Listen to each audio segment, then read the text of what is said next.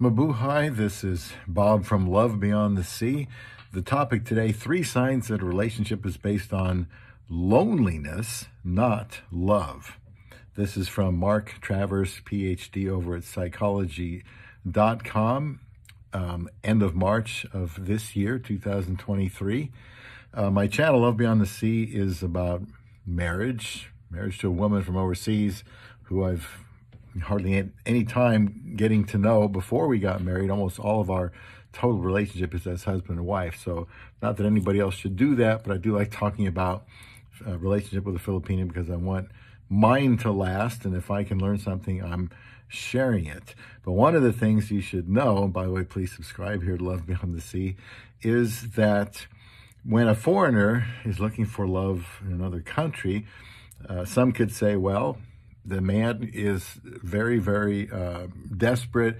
He must be exceedingly lonely, and that's what his relationship is going to be based on with a woman from thousands of miles away. It couldn't be love. Well, I'll try to interject my thoughts here as we go through this article on Psychology Today.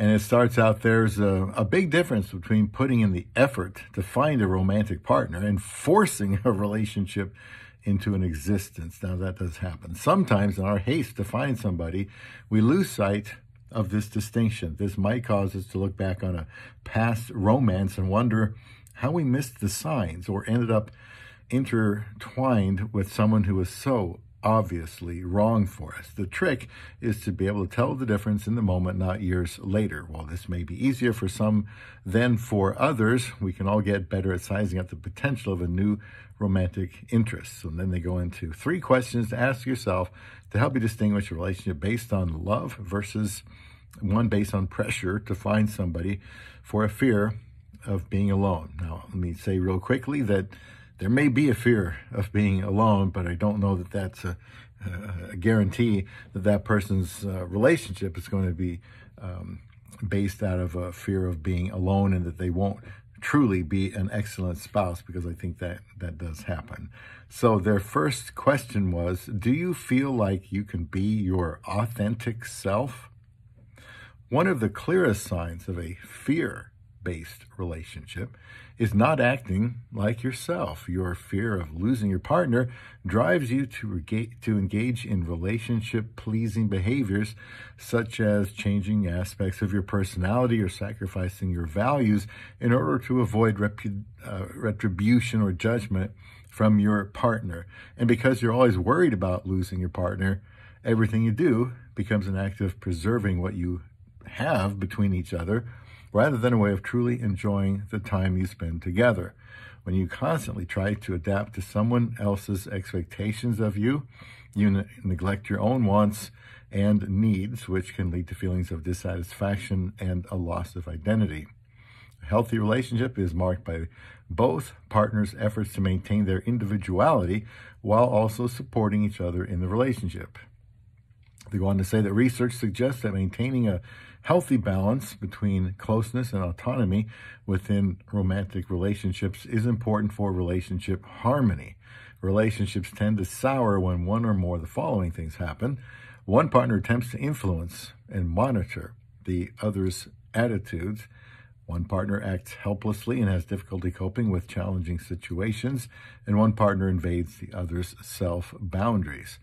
The second question they asked was, do you need to be in their constant company to be happy? Yes, you're supposed to find happiness in the company of those you truly love. However, for some, that joy becomes an effort to avoid the paralyzing fear of loneliness. If you feel empty in the absence of your partner, to the point that you believe you are incapable of being happy without them, that may be indicative of your fear of losing the person rather than loving the person. Of course, if you do love that person and you're not going to be with them every minute of the day, you'll trust them enough to do what they have to do. You have your own interests as well, and then to be together throughout most of the day, to be in each other's company. And so if you're terrified of being alone, you might think that, oh my gosh, she's doing something else. She just signed up for a class or something. She doesn't want to be with me, and I married her to spend every minute with her. Well, that would be very unhealthy, especially if you marry a younger Filipina. She's going to need her friends and her own company too. Skipping to number 3, you can ask yourself, do you get jealous easily, to see if your relationship is all about loneliness, a fear of loneliness, or is it really love? Do you get jealous easily? Jealousy is another sign that your relationship is controlled by your fear of loss and your own inadequacies. According to research, occasional jealousy in relationships is normal and can be seen as a positive force in that it reminds couples not to take each other for granted. Jealousy heightens emotions and makes intimate moments more passionate. Intense or irrational jealousy, on the other hand, is rooted in our fear of abandonment. Research has found that lower levels of trust in a partner may cause individuals with anxious attachment styles to become jealous, snoop through a partner's belongings, and become psychologically abusive. Insecurities, in a more general sense, can cause us to become paranoid about losing our partner. They can stir up toxicity that can cause rifts in relationships. So that's the end of that article, and it is interesting. You always want to get married for the right reasons and think you have a good chance of success. But I can see where if somebody is afraid of being alone to the point that they're going to get married with the thought that they're never going to be unhappy again, or that person that they marry is going to be around them exactly as much as they want, well, that's going to be a real strain on that person's relationship. So I think it's okay to admit that you're lonely, and you may have a certain fear or dread of being alone for the rest of your life.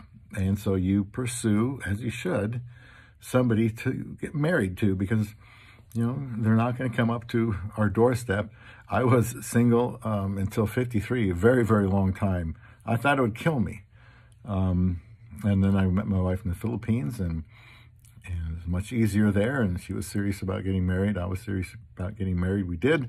That was about 8 years ago when I proposed to her on day 18, and we got married on day 54. So you don't always I don't get to spend all the time with her that I'd like to. I mean, she's working, which we knew she was going to do. She's going to school, which is taking up a lot of time, but I think it could be very beneficial for her. And so I have encouraged that, and that will not last forever. That will be over this year, and she'll have accomplished something very amazing that I will be very proud of her for doing. But it takes some sacrifice. I have to be alone. Doesn't mean I've been abandoned, but I allow myself to be alone because I'm not jealous of her time, in company all the time, and I trust her. So it is something to think about. Don't be desperate to, in the sense that you're going to be anxiety ridden. When you're looking for a wife, you have to look. You can't be lazy, and you may not want to be alone, but I think it's okay to say that's kind of scary and undesirable, and then go out and find somebody to marry and sink yourself into that relationship and be a quality husband. And I say husband because I try to make my videos for men. So it doesn't have to be either or. You probably are afraid of being alone the rest of your life. Maybe we should have some hesitance to want to do that. But then it's perfectly okay if your motives are right and you're seeking love beyond the sea.